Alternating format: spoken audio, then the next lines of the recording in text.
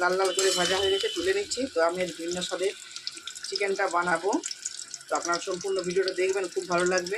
একঘেয়েমি চিকেনের রেসিপি ভালো লাগে না, তো আজ একটু অন্যরকমভাবে বানাচ্ছি। তো প্রথমে পেঁপেগুলো ভাজা হয়ে তুলে নিচ্ছি। রান্না করার জন্য আসল যে জিনিসটা লাগবে সেটা হলো মৌরি। তো মৌরিটাকে আমি এইভাবে শুকনো একটা কী বলবো এটাকে চাটুর মধ্যে নিয়ে ভেজে নিচ্ছি। খুবই কম হিটে আস্তে আস্তে করে ভেজে নিচ্ছি, দিয়ে গুঁড়ো করে নেবো এটাকে। তেলটা ছিল, তার সঙ্গে তেল মিশিয়ে দিয়েছি। এরপরে ফোড়ন দিয়ে দিচ্ছি। দেখুন, জিরে, তেজপাতা, লবঙ্গ আর এলাচ।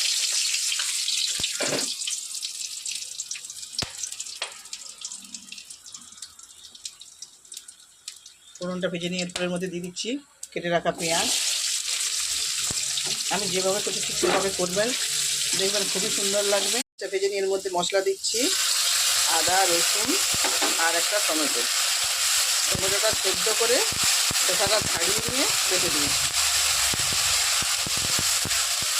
আদা রসুনের গন্ধটা আগে ভালো করে কষিয়ে নেবো যাতে না থাকে। এরপর এর মধ্যে দিয়ে দিচ্ছি একটা গুঁড়ো মশলা, এটা লাল লঙ্কা। খুব ভালো করে কষিয়ে নিয়ে এরপরের মধ্যে দিয়ে দিচ্ছি চিকেন। তো চিকেনটার মধ্যে আমি টক দই, লবণ আর হলুদ আর সামান্য একটু সাদা তেল মেখে রেখে দিয়েছিলাম, দিয়ে দিলাম। চিকেন থেকে তেল ছেড়ে রেখে দিয়েছিলাম।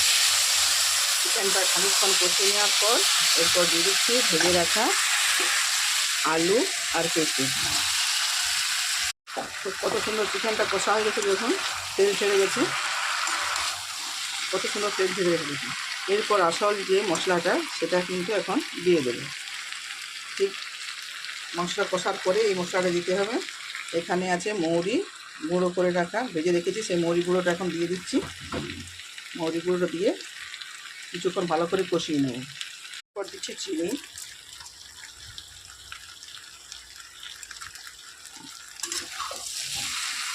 বাস একটু নেড়ে নিয়েছি। এরপর এখানে জল দিয়ে দিচ্ছি, জলটা দিয়ে ফুটিয়ে নেব। একটু মাখো মাখো করবো, বেশি ঝোল কিন্তু করবো না রান্নাটা। এই জলটা দিতেই হবে। ব্যাস ফুটিয়ে নিচ্ছি। আমার হয়ে গেছে। তো যা সুন্দর গন্ধটা বেরিয়েছে, অপূর্ব সুন্দর। এই চিকেনটা রুটি দিয়েও খেতেও কিন্তু খুব সুন্দর লাগে।